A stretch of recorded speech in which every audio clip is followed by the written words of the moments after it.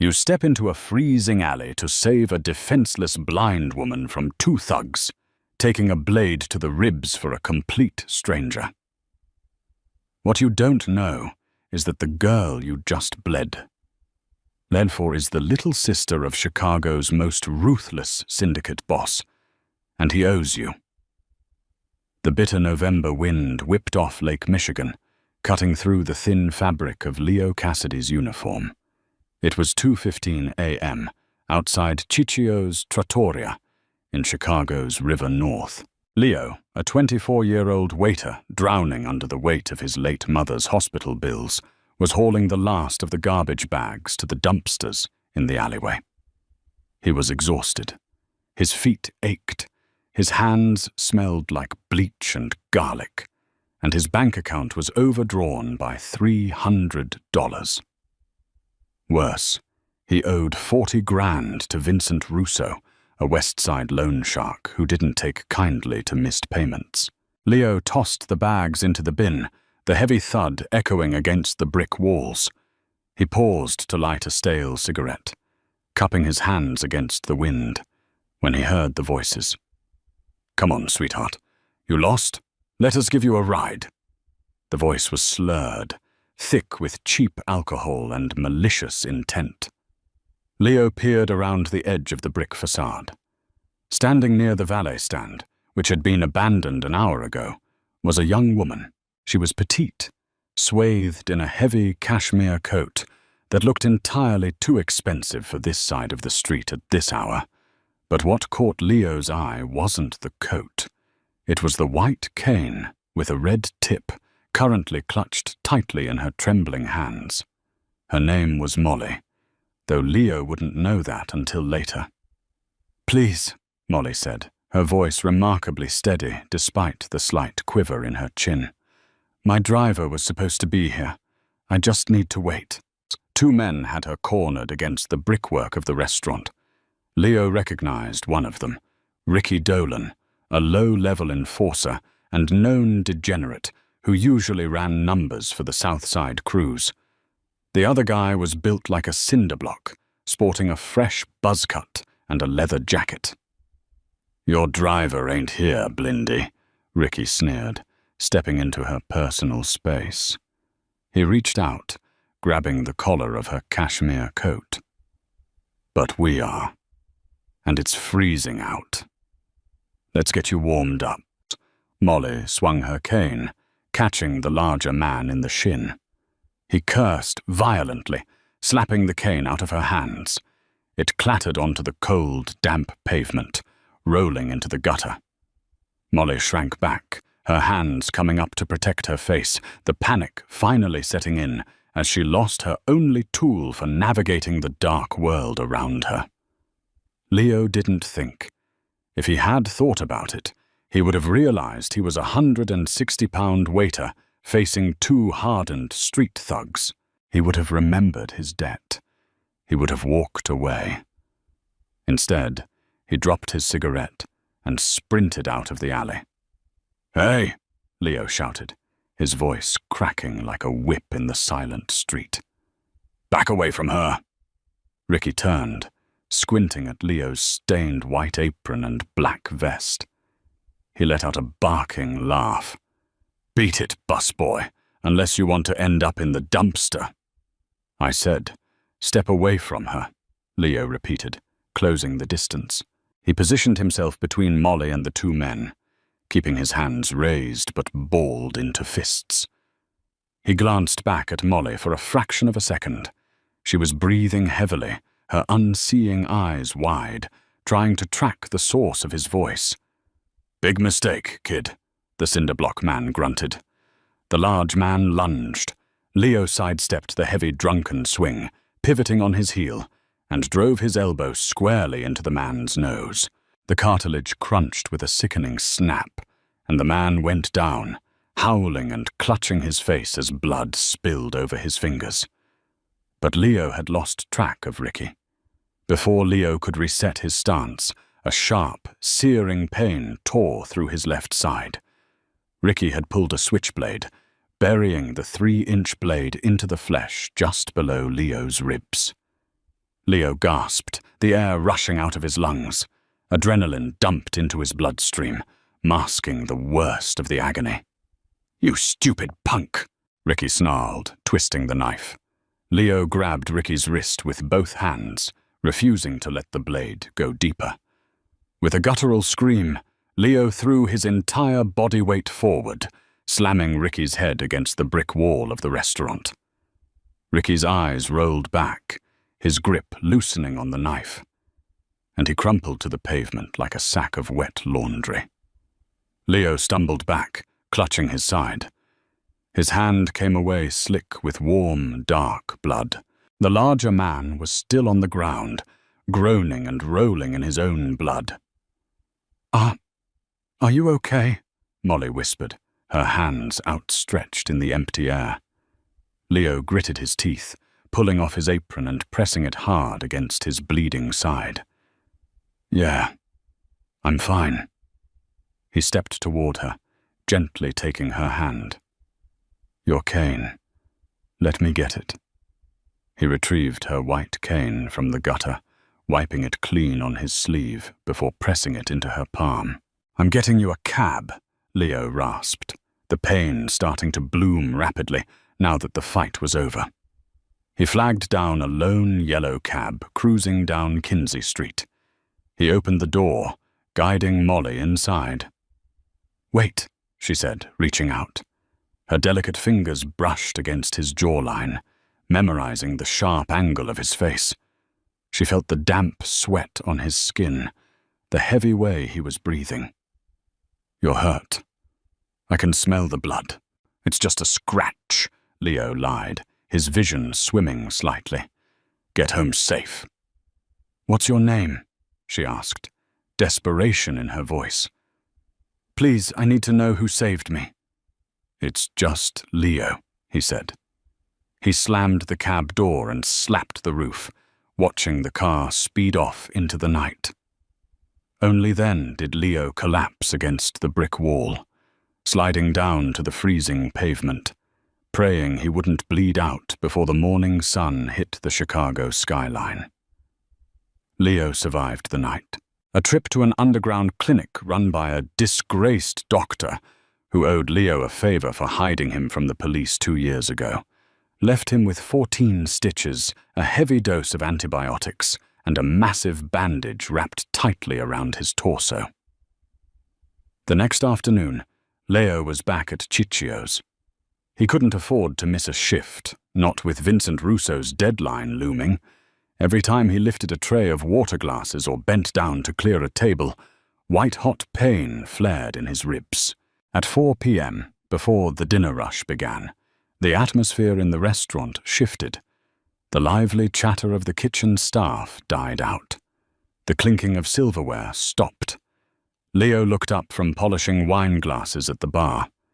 3 massive black Lincoln Navigators had parked illegally on the curb right outside the front windows. 4 men in tailored Italian suits stepped out. They didn't look like diners. They looked like undertakers. The front door opened. The bell chimed cheerily, a stark contrast to the heavy, suffocating aura the men brought with them. The lead man, an older gentleman with a face scarred like a road map and dead, shark-like eyes, walked straight up to the maitre d'. "We are looking for Leo Cassidy," the man said. His voice was quiet, but it carried across the empty dining room. Leo's blood ran cold. Russo, he thought. I missed the payment. Russo sold my debt, or he hired the heavy hitters. "That's me," Leo said, stepping out from behind the bar. He kept his hand near a heavy glass bottle of scotch. If he was going out, he wouldn't go out quietly. The scarred man looked at Leo, taking in his pale face and the stiff way he held his left arm. "Put your coat on, Leo. You're coming with us." "I'm working," Leo said firmly. "You were working," the man corrected, gesturing to the door. "Mr. Moretti wants a word." The name hit Leo like a freight train. Moretti. The Moretti crime syndicate ran the entire northern seaboard of Chicago. Extortion, unions, gambling, shipping. They weren't street thugs. They were royalty. Vincent Russo was an insect compared to the Morettis. Why would the boss of the city's most powerful mafia family want a waiter? Unless Ricky Dolan, the thug in the alley. Ricky ran numbers. What if he was connected to the Morettis, and Leo had just hospitalized one of their earners? Knowing a refusal meant a bullet in the head, Leo grabbed his coat and followed the men outside. He was shoved into the back of the middle navigator. The ride was entirely silent. They drove north, leaving the city behind, winding through the opulent, tree-lined estates of Lake Forest. The convoy pulled through a set of towering wrought-iron gates, driving up a long, sweeping driveway toward a sprawling stone mansion overlooking the lake. Leo was escorted inside, patted down for weapons, and led down a long corridor lined with classic Renaissance art. Double mahogany doors swung open. Leo was pushed into a massive study that smelled of leather bindings and expensive cigar smoke. Sitting behind a heavy oak desk was Dominic Moretti. Dominic was 32, but he possessed the cold, calculating gravity of a man twice his age. He wore a crisp, tailored suit without a tie. His dark hair was perfectly styled, and his piercing blue eyes locked onto Leo the moment he entered the room. There was no anger in his expression, only a terrifying, analytical calm. "Leo Cassidy," Dominic said, his voice smooth, cultured, and utterly devoid of warmth. "Yes, sir," Leo managed to say, standing straight despite the agonizing pull on his stitches. "Do you know who I am?" "Yes, Mr. Moretti." Dominic leaned back in his chair, pressing his fingertips together. "Last night, my sister went to dinner with a friend. She was supposed to be picked up by her private driver. The driver, as it turns out, stopped at a local tavern, had 3 drinks, and fell asleep in his car." Dominic paused, letting the silence hang. "My sister Molly was left alone on the street. She is completely blind, Mr. Cassidy, a condition she has had since childhood. 2 men decided to take advantage of her vulnerability." Leo's eyes widened. The girl in the cashmere coat, the white cane. She was a Moretti. "My sister told me a man named Leo fought them off," Dominic continued, standing up and walking slowly around the desk. "She said he took a knife wound for her. She smelled the blood. Is this true?" I just did what anyone would do," Leo said, his voice raspy. Dominic stopped right in front of Leo. The proximity was suffocating. "No, Leo, anyone would have walked away. You bled for my blood." Dominic reached into his jacket pocket and pulled out a small, blood-stained leather pouch. He tossed it onto the desk. It landed with a heavy, wet thud. "Vincent Russo," Dominic said casually, "I hear you owed him $40,000 for your late mother's oncology treatments. That debt is settled. Permanently. The man who stabbed you, Ricky Dolan? He won't be stabbing anyone ever again." Leo stared at the pouch, his stomach churning as he realized what was likely inside it. "Thank you, Mr. Moretti. But I didn't do it for a reward." "I know," Dominic said softly, "which is exactly why you are never going back to that restaurant." Leo blinked, confused. "Excuse me?" "You showed loyalty to a stranger. You showed courage against armed men. In my world, loyalty and courage are the rarest currencies." Dominic leaned against the edge of his desk, crossing his arms. "The driver who abandoned my sister was dealt with this morning. Molly needs a new driver, a personal bodyguard, someone she trusts. She asked for you." "I'm not a bodyguard," Leo protested, taking a step back. "I don't know how to shoot a gun. I don't know security protocols. I'm just a waiter." You will learn, Dominic stated, leaving absolutely no room for argument. You will be paid $5,000 a week. You will live on the estate. You will accompany Molly everywhere. You will protect her with your life. Dominic stepped closer, lowering his voice to a lethal whisper. But let me make one thing crystal clear, Leo. You are a shield. Nothing more. If you ever look at my sister with anything other than professional respect, if you ever touch her inappropriately, or allow harm to come to her under your watch, Dominic didn't need to finish the sentence.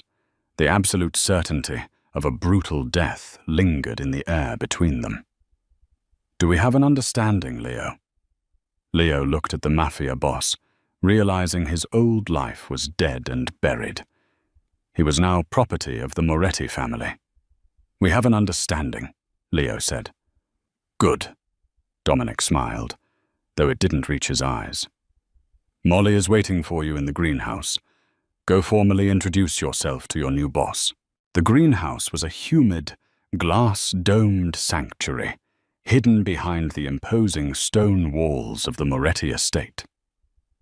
As Leo pushed open the heavy iron-wrought door, the scent of damp earth, blooming orchids, and rich jasmine washed over him, a stark contrast to the sterile, terrifying study he had just left. Molly was sitting on a wrought iron bench near a cluster of weeping figs. She was out of the heavy cashmere coat from the night before, wearing a simple, elegant cream-colored dress. Her head tilted the moment the latch clicked. "Dominic?" she asked, her voice light but laced with a subtle, perpetual caution. "No," Leo said quietly, stepping onto the gravel path. "It's me, Leo." Molly's face instantly softened, a brilliant, unguarded smile breaking across her features. She stood up, reaching out her hands. "Leo, you came." He closed the distance, allowing her delicate hands to find his forearms. Her touch was feather-light, tracing the fabric of his cheap jacket. "Dominic told me what happened," she murmured. "I'm so sorry you were dragged into this life. I never wanted to be the reason someone else got hurt." "You didn't drag me anywhere, Molly," Leo replied, the raw honesty in his voice surprising even him. "I chose to step into that alley. And honestly, considering my other options, being your driver is a massive upgrade." She laughed, a melodic sound that seemed to chase the heavy shadows out of the greenhouse. But beneath her laughter, Leo saw the profound isolation in her unseeing eyes. Molly was a Mafia princess, yes, but she was also a prisoner. Kept safe, kept hidden, kept entirely in the dark by a brother whose love manifested as absolute, suffocating control. Over the next 6 months, Leo's world fundamentally transformed. The waiter vanished, replaced by a shadow. Dominic assigned Arthur, a grizzled 50-something syndicate enforcer with a missing earlobe and a perpetually grim expression, to train Leo. Every morning at 5 a.m., Leo was dragged to the estate's underground firing range. He learned to strip, clean, and fire a Glock 19 until his hands blistered. He was taught evasive driving in a reinforced armored Cadillac on the estate's private tracks. Arthur beat him mercilessly on the sparring mats, teaching him how to disarm attackers, how to spot tails, and most importantly, how to prioritize the asset above his own survival. "You aren't a fighter, kid," Arthur grunted one morning, pressing a combat knife against Leo's throat after pinning him to the mat. "You're a shield.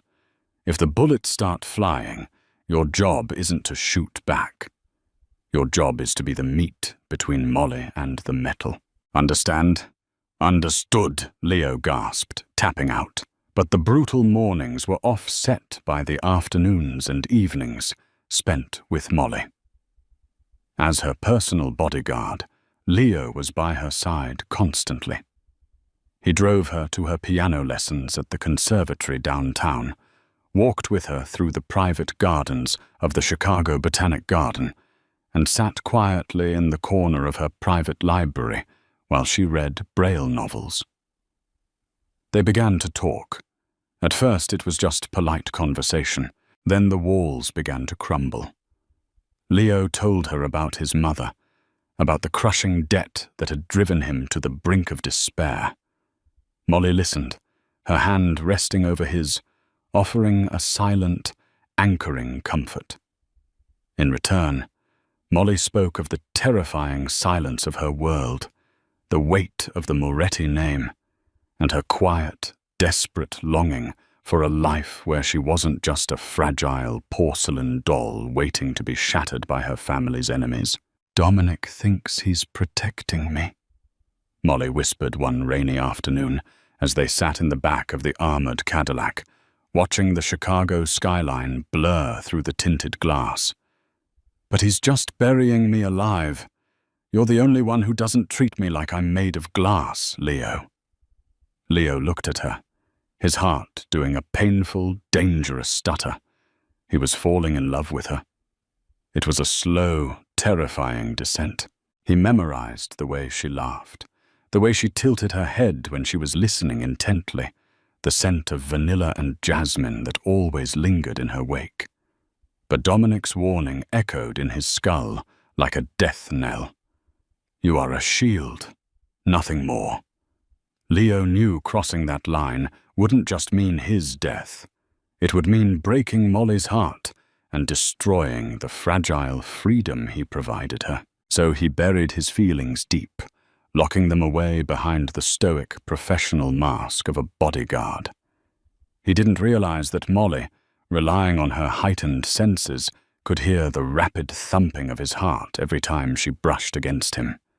She knew, and she felt it, too. The shattering of their quiet existence happened on a Tuesday in late October. The occasion was the annual gala for the blind, hosted at the opulent Drake Hotel. It was a high society event, crawling with Chicago's elite. Dominic had allowed Molly to attend, viewing it as safe territory. The hotel was heavily vetted, the guest list was exclusive, and Dominic's second-in-command, a ruthless capo named Matteo, was handling the perimeter security. Molly looked breathtaking in a floor-length emerald gown, her hand resting lightly in the crook of Leo's tuxedo-clad arm as they navigated the crowded ballroom. Leo was hyper-vigilant, his eyes scanning the crowd, his hand resting near the concealed holster beneath his jacket. At 10:15 p.m., the string quartet was in the middle of a Mozart piece. Then the chandeliers flickered and died. Total, suffocating darkness plunged the ballroom into chaos. Screams erupted as the heavy double doors at the far end of the hall were kicked open, the sharp, deafening crack, crack, crack of suppressed automatic gunfire echoed through the room. "Down!" Leo roared, wrapping his arms around Molly and dragging her to the carpeted floor, just as a line of bullets shredded the ice sculpture they had been standing next to seconds before. This wasn't a random robbery. This was a targeted hit. And judging by the tactical precision, it was the O'Connor Syndicate, Dominic's fiercest Irish rivals from the South Side. But they couldn't have breached the Drake without inside help. "Leo, what's happening?" Molly cried out, clinging to his lapels. Her world was always dark, but the chaotic noise and the smell of cordite were terrifying. "Hitmen! We have to move. Now!" Leo ordered. He hauled her up, keeping low. Drawing his Glock, Leo didn't aim for the exits. That's where the kill zones would be. Instead, he pulled Molly toward the service doors, leading to the hotel kitchens. A man in a tactical vest stepped into their path, raising a submachine gun. Leo didn't hesitate. Arthur's training kicked in seamlessly.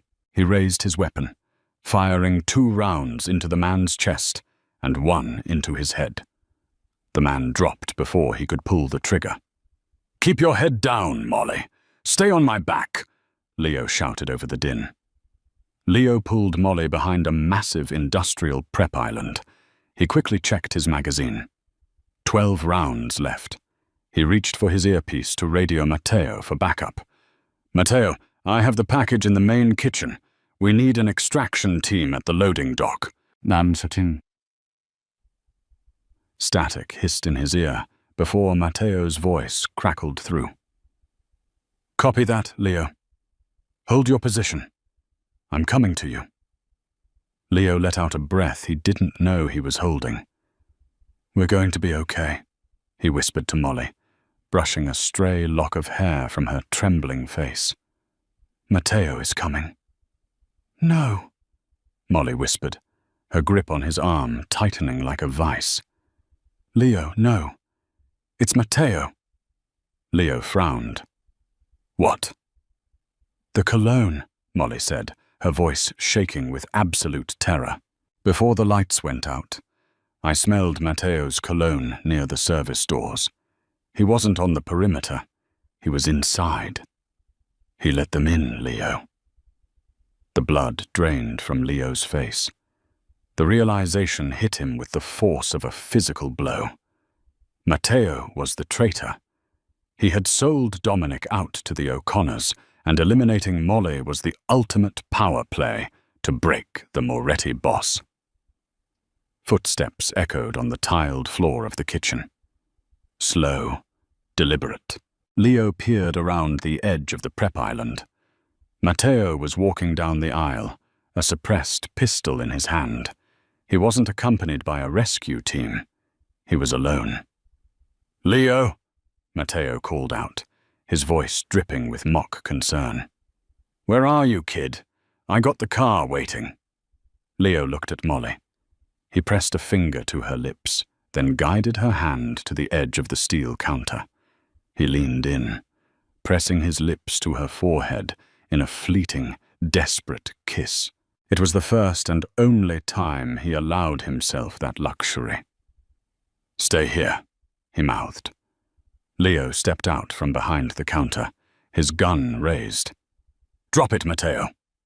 Matteo stopped, a dark, wicked smile spreading across his face. "Smart kid. But not smart enough." Matteo fired. Leo twisted, but the bullet caught him in the left shoulder, spinning him around. He hit the floor hard, his gun sliding across the slick tiles. Pain exploded through his body, violently mirroring the night in the alleyway all those months ago. Matteo chuckled, walking slowly toward Leo, keeping his gun aimed squarely at Leo's chest. "You did good, waiter. Really. But Dominic's time is over. The O'Connors are taking the ports, and I'm taking the Northern Territory. Molly is just a casualty of business. You touch her, and Dominic will skin you alive," Leo spat, clutching his bleeding shoulder. "Dominic will be dead by morning," Matteo replied, raising the gun to finish Leo off. Leo didn't have his gun, but he was backed against a knife rack. As Matteo pulled the trigger, Leo threw himself to the right, grabbing an 8-inch heavy chef's knife from the magnetic strip. The bullet grazed Leo's ribs, an agonizing echo of his old scar. Using the momentum of his dive, Leo lunged upward, driving the chef's knife to the hilt into the gap of Matteo's tactical vest, right under his collarbone. Matteo's eyes bulged. He dropped the gun, gargling on his own blood as he collapsed backward onto the cold tiles. Leo pulled the knife out, his vision swimming, his body shutting down from the blood loss. He crawled back to the prep island, finding Molly huddled in the corner, weeping silently. He's done," Leo choked out, slumping against the stainless steel cabinets. "Leo," Molly screamed, her hands finding his chest, instantly slick with his blood. "Stay with me. Please, don't leave me." I'm right here, Leo whispered, his eyes fluttering shut. I told you. I'm your shield. When Leo woke up, the world was blindingly white. He blinked against the harsh fluorescent lights, the rhythmic beeping of a heart monitor filling the silence. He was in a hospital bed. He tried to move, but his entire upper body was wrapped in thick bandages. Don't move, kid. You're stitched together with dental floss and prayers. Leo turned his head. Sitting in the corner of the private hospital room, looking older and more exhausted than Leo had ever seen him, was Dominic Moretti. Molly? Leo rasped, panic instantly spiking his heart rate. She's safe, Dominic said softly. She hasn't left the waiting room in 2 days. She refused to go back to the estate until she knew you were awake. Dominic stood up, walking over to the foot of the bed. The cold, analytical Mafia boss was gone, replaced by a weary man who had nearly lost the only thing he loved. Matteo is dead. The O'Connors have been dealt with, Dominic stated, his eyes locking onto Leo. Arthur reviewed the security footage from the kitchen before the cops arrived. He saw what you did. You took 2 bullets for her. Leo swallowed hard. It was my job. Dominic shook his head slowly. No. Your job was to be a bodyguard. What you did, that was love. Leo froze, waiting for the execution order. He remembered the warning in the study. If you ever look at my sister with anything other than professional respect. Instead, Dominic reached into his jacket and pulled out a small velvet box. He set it on the tray table next to Leo's bed. I have spent my entire life building walls to keep my sister safe, Dominic said quietly. But walls don't protect people, Leo. People protect people. You proved that your loyalty isn't to the syndicate or to my money. It's to her. Dominic walked to the door, placing his hand on the handle. He looked back at Leo, a genuine, rare smile touching his lips. Get well soon, Leo. My sister is waiting for you. And frankly, the Moretti family could use a man of your caliber as a permanent member. The door opened, and Dominic stepped out. A moment later, Molly rushed in, her white cane tapping furiously against the linoleum until she found the edge of his bed. Leo reached out with his good arm, pulling her into his chest, burying his face in her hair. He was no longer just a waiter. He was no longer just a shield. He was exactly where he was meant to be. Did Leo's fierce loyalty and Molly's quiet strength keep you on the edge of your seat? If you loved this thrilling tale of forbidden romance, mafia betrayal, and ultimate sacrifice, hit that like button right now. Don't forget to share this story with fellow drama lovers who crave intense real-life twists. Subscribe to our channel and ring the bell so you never miss another gripping saga. Drop a comment below. Would you have risked it all for Molly?